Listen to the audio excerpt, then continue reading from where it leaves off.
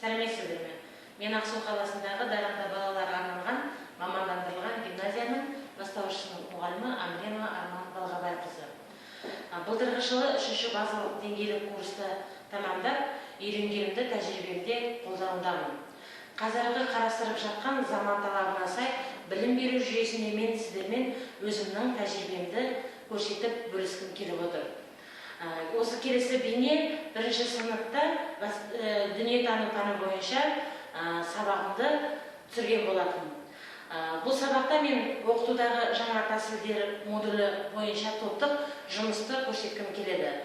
Ондағы мақсатым жаңа технологияның білім беру жүйесіндегі тиімділігін көрсетемін. Мәтінімізді қазір постерге жұмыс түсіреміз. Бірінші топ аквариумдағы балықтар тіршілігі туралы сіздер саласыздар және соны қорғап шығасыздар. Екінші топ балықтардың адам үшін маңызы, қандай маңызы бар, соны салып, түсіндіріп, топтың алдында қорғайсыздар.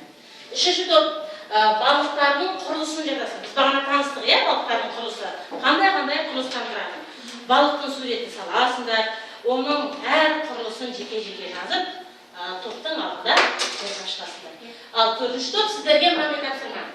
Балықтардың тіршілік ортасын жақсарту үшін не істеу керек, неден қорғау керек балықтардың жойылып кетпеуінен. Соның барлығын қазір постерге түсіреміз. Сосын топтың арасынан өздеріңіз спикер дайындап, постерімізді қорғауға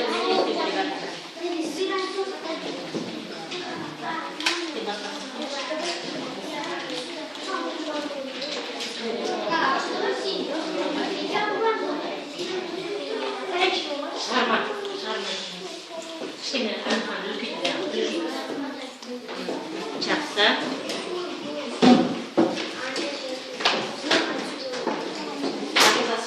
Ақылдасыңдар. Қалай істейсіңдер? Неменен істейсіңдер? Суда балып.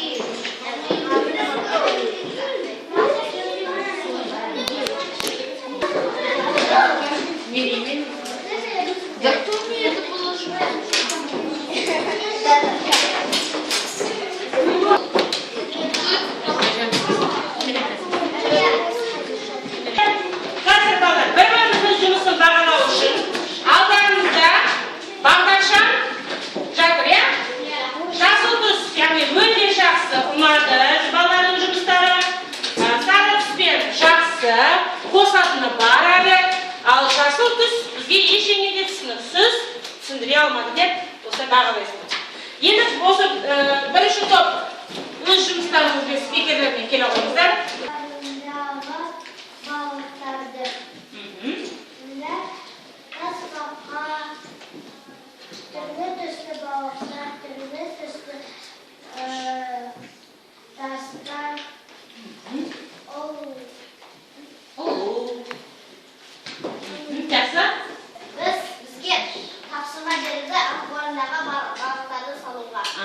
Masa bir qarab söyle.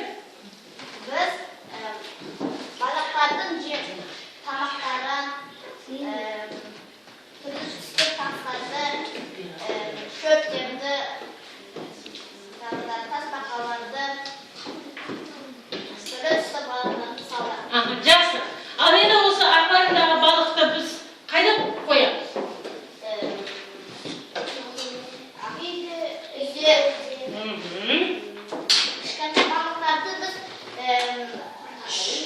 Үлкен суларға қоймаймыз. Өйткені олар тек қана үйді тіршілік ететін жануарлар. Жақсы осы өле дегенсіңдер, иә? Ал енді осы аквариумдағы балықтарды қалай күту керекпіз? Не істеу керекпіз? Олардың жемін ауыстыруын керекпіз. Жем, сосын ішіндегі суды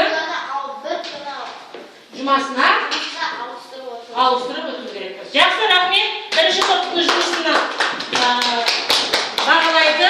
Бізде екінші, үшінші және төртінші топ. Топ ақылдас. Қандай баға қоясыздар? Ниесі? Біздің топымыз былай ойылады. Біз ұлдарға бірінші топқа біз өте жақсы деген баға қоямыз. Өйткені олар барлығын сурдетті аяқтады.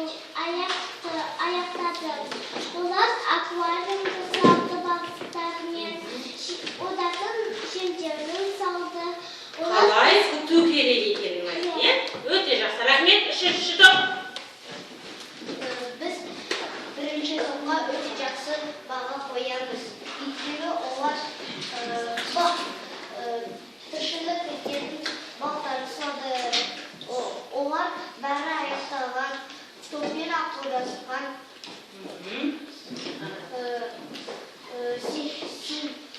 Сендер өте жақсы сөйлетіп салғансыңдар. Рахмет.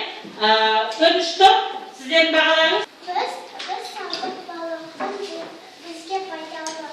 Өйткені ол бізге тағамдер береді. Бізге балықтың тамағын береді. Майларын береді. Ол бізге өте пайдалы. Жақсы. Рахмет. Екінші топтың жұмысына енді бұны бағалайды бірінші, үшінші және төртінші топ. Топ ақылдас.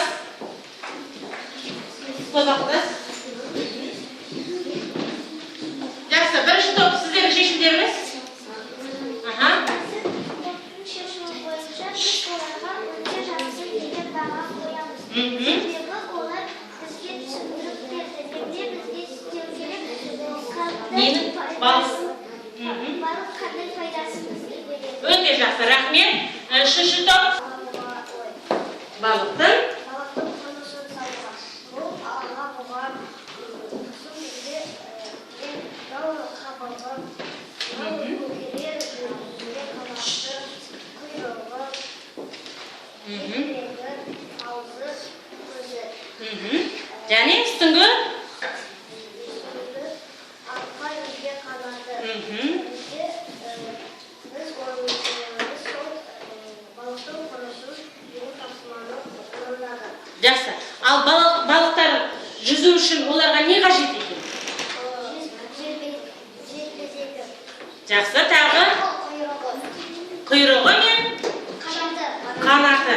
Жақсы, рахмет. Үшінші топ бізге балықтың құрылысын салып көрсетіп түсіндіріп берді. Бірінші, екінші, төртінші топ бағалап жібереміз. Ақылдасып алайық. Екінші топтан балықтың құрылысын барлығы дұрыс салды ма? Жоқ па?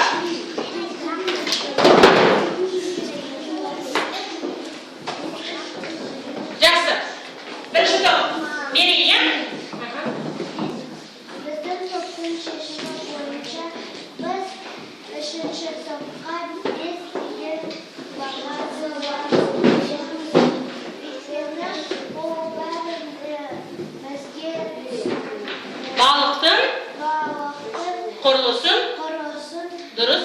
берді, иә? Жақсы, рахмет. Бізге күніміз берілді. Балықтарды қалай қорғау керек?